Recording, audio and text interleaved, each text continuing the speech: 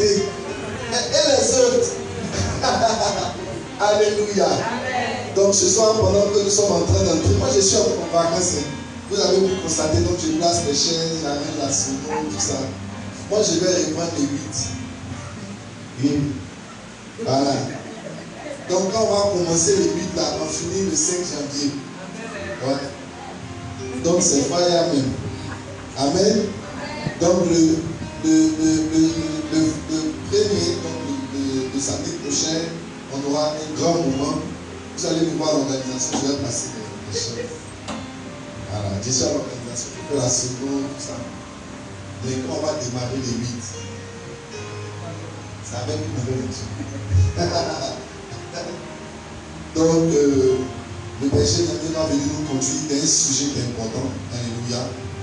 Comment tenir dans les moments difficiles avec le Seigneur. Alléluia. Parce que tous nous sommes avec le Seigneur, mais souvent quand c'est difficile, on veut déposer par là, j'ai pu partir. Alléluia.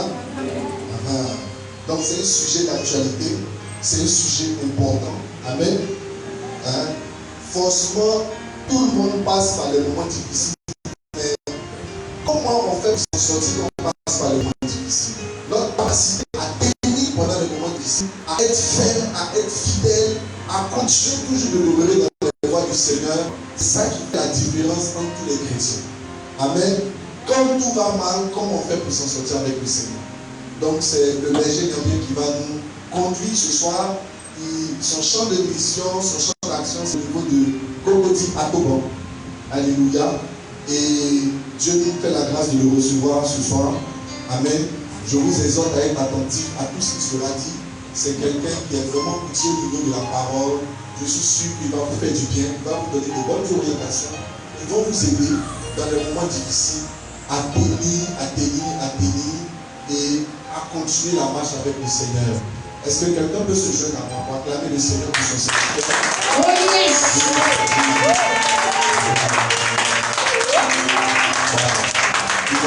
Il n'est pas déguisé. Amen. Il est venu avec ses enfants spirituels. Est-ce que vous pouvez acclamer le Seigneur?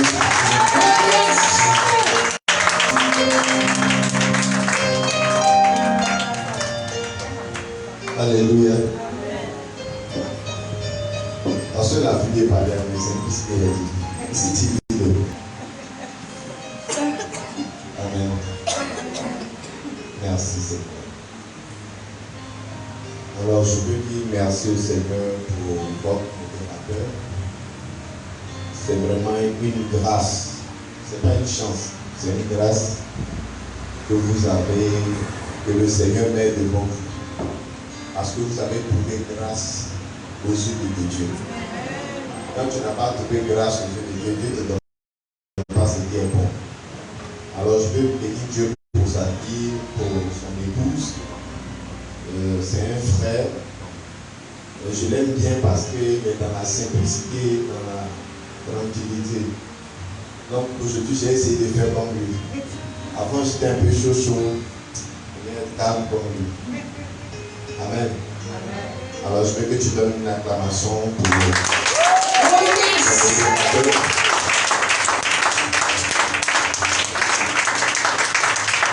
vous savez, on dit les eaux tranquilles. Ce sont les eaux les plus compliquées. Jésus était tranquille. Mais ce qui sortait de lui là, ça allait très loin. Et je sais qu'il va t'envoyer très loin. Je vais bénir Dieu aussi pour les collaborateurs, le collège avec qui il travaille. Tu peux donner une acclamation. La légère.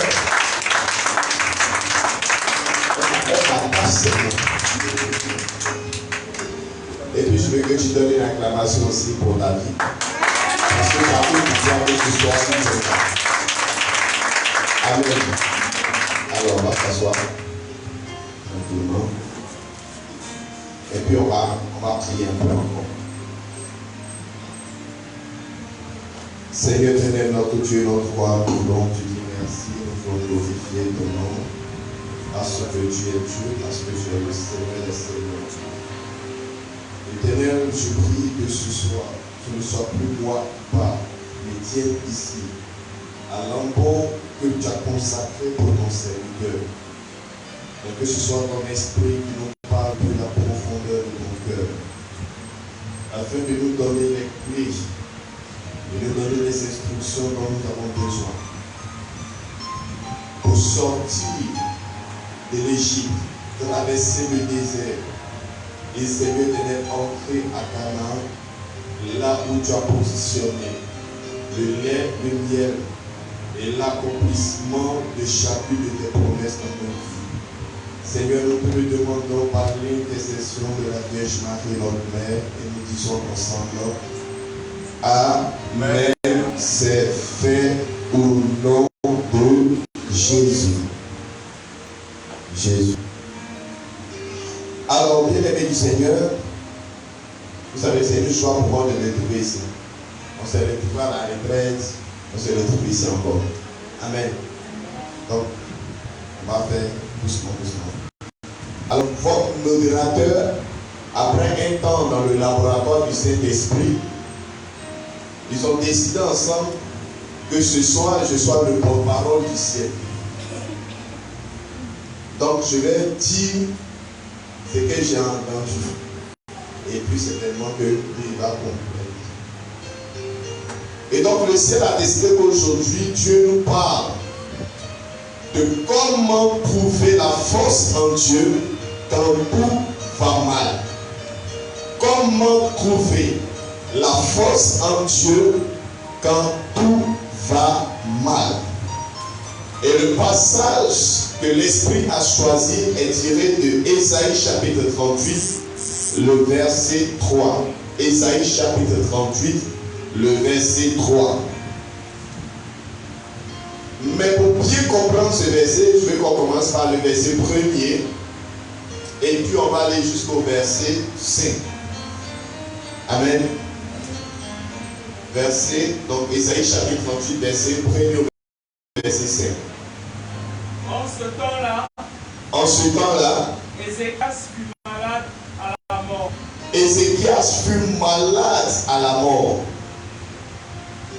Le prophète Ésaïe, et le prophète Ésaïe, fils d'Amoth, vint auprès de lui et lui dit. Il est venu auprès de lui pour lui parler. Quand j'ai vu le prophète, j'ai dit, oh, Ézéchias est sauvé. Ça, c'est la fin de sa souffrance et de sa maladie. Béni soit l'Éternel, notre Dieu.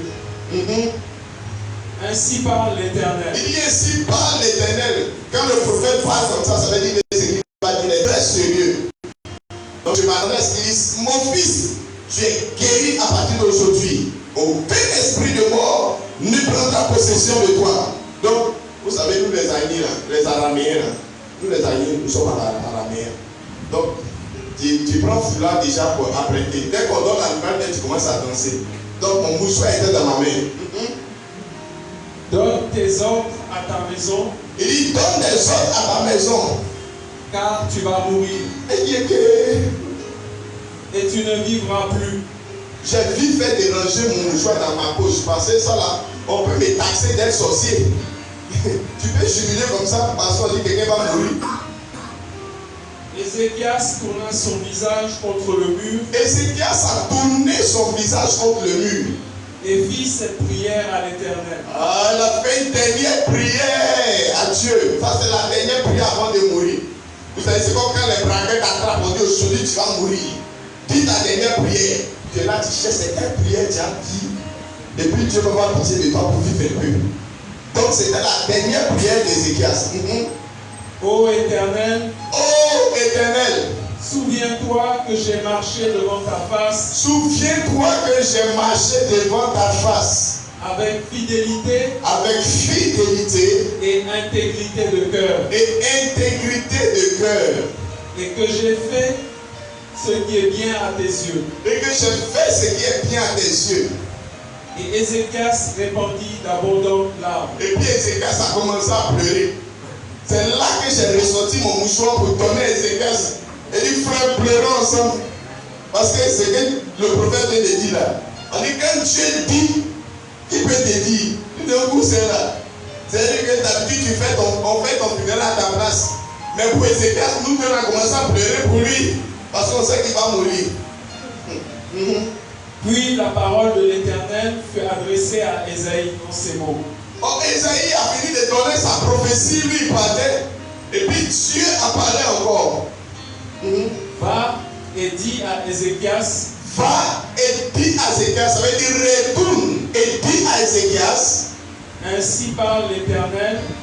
Quand Ézéchias se réveillait, il ne faut pas trop courir, Christian. Si on a eu beaucoup de méthode. C'est à cause qu'il avait envie de dire que ça là c'est 21 heures. Après, si une minute tombe dessus, tu payes. Donc, on court dans l'évangile comme ça. Pendant qu'on est en train de faire le funérail d'Ézéchias avant sa propre mort, puisqu'on devait faire le testament de pleurer. Voilà que le prophète arrive. Il est en train de venir, je dis Ézéchias, viens. Ça va venir te dire que tu ne restes même plus quelques secondes à lui à vivre. Donc nous devons, quand c'est comme tu vas pleurer quoi? Il est venu, il t'a dit tiens pour lui. Il revient. Donc tu sais pas ce qu'il va te dire. Non, on les regarde. Et puis il dit quoi? Ainsi parle l'Éternel. J'ai attrapé ma tête, ma main, j'ai mis sur ma tête. Il dit ainsi parle l'Éternel. Dieu m'a dit quoi? Le Dieu de David, ton père. Le Dieu de David, ton père. J'ai entendu ta prière. J'ai entendu ta prière. J'ai vu tes larmes. J'ai vu tes larmes. Voici, j'ajouterai à tes jours 15 années. Il dit ça. Non, reprends la partie là. J'ajouterai à tes jours. Non, reprends. Avant d'ajouter.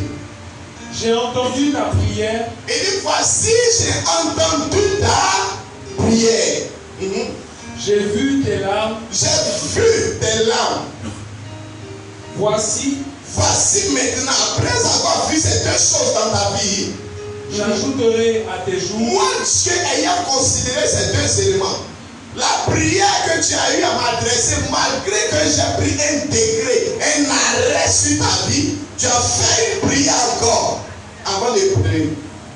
J'ajouterai à tes jours. Moi, Dieu, j'ai décidé d'ajouter à tes jours 15 années. Quel a dit jour là? On ne compte pas l'âge de quelqu'un en jour. On compte ça en année. Donc il a dit j'ajouterai à tes jours. Nous deux, c'est moi avec comme ça. Parce que si tu parles d'ajouter aux jours, c'est que tu vas ajouter d'autres jours.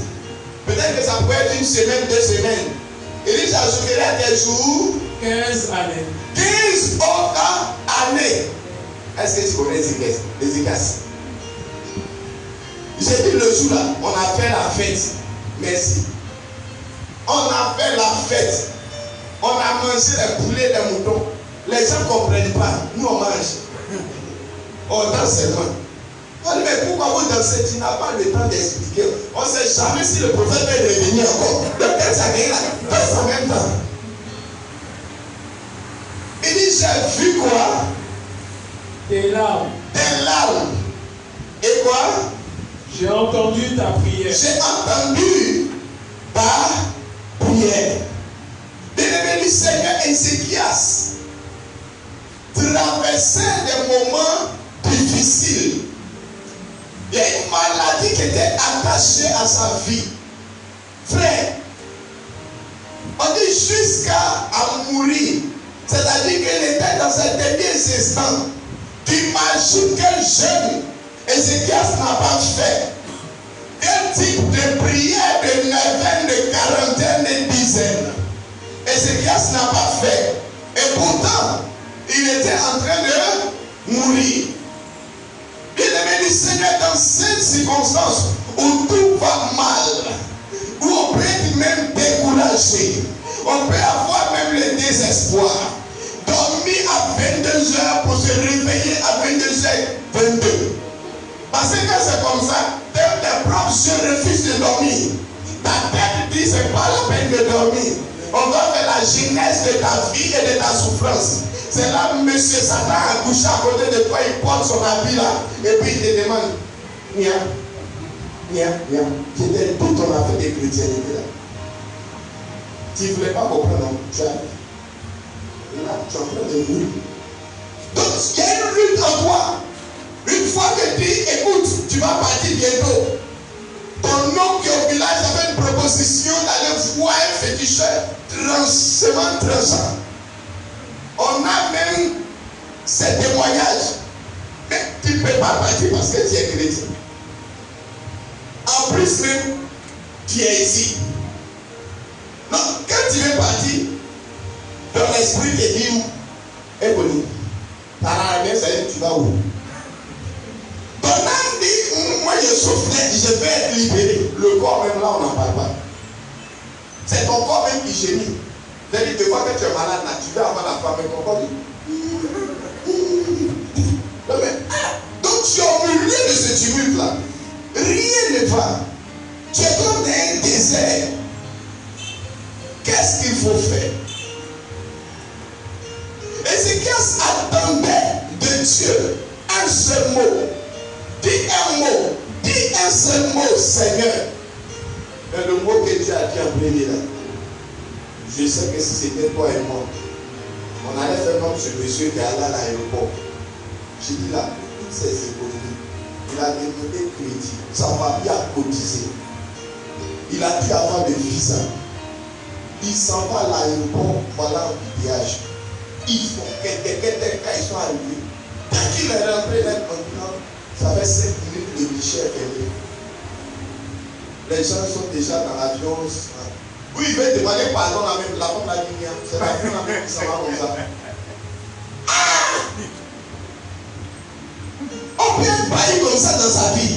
J'étais dans l'aéroport. Commence à pleurer. Ok, il venait là. On le voit en train de chanter Alléluia dans la voiture. Malgré qu'il y avait un bouteillage là, Saint-Michel à gauche, dégage la route. Raphaël intervient. Gabriel, parti, fais quelque chose. Je sais que tu vas faire. Il arrive devant ça fait 5 minutes. Il a envoyé sa Bible là, dessiné. Son 23. L'éternel est mon père. Il sait sa bataille. Pleurer seulement. Frère, c'est pas facile de se retrouver dans les moments difficiles où tout va mal.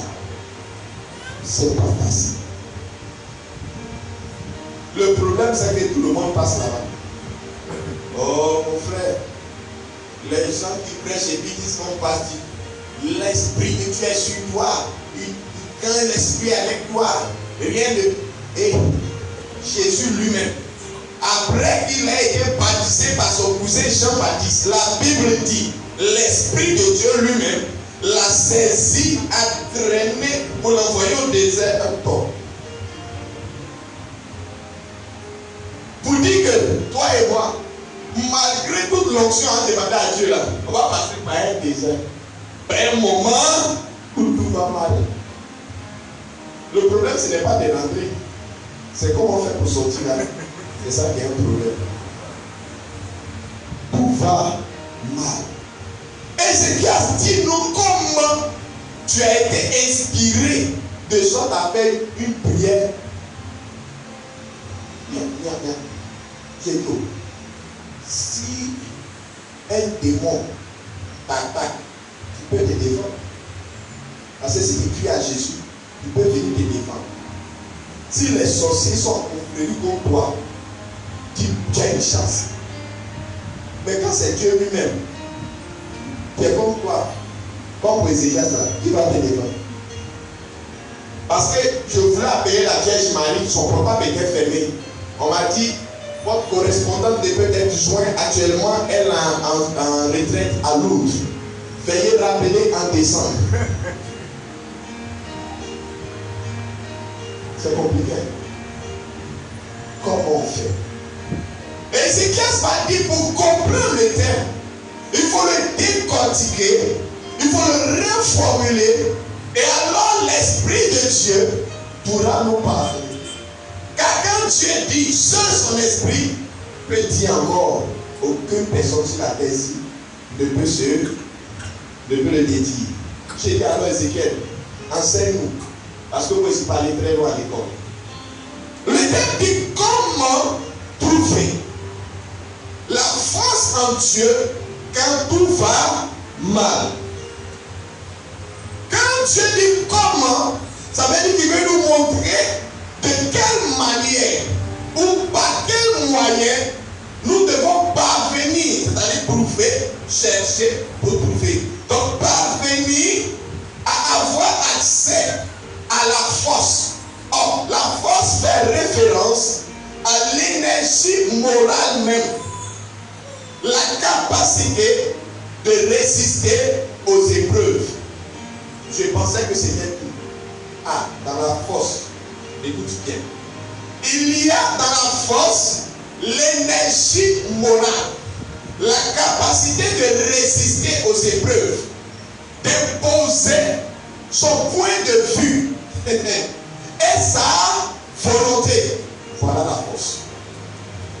Donc quand on va puiser en Dieu la force, on doit aller chercher en Dieu l'énergie pour que moralement on soit bien. L'énergie pour que spirituellement on ait la capacité de Dieu pour résister aux épreuves, aux attaques, à l'environnement chaotique.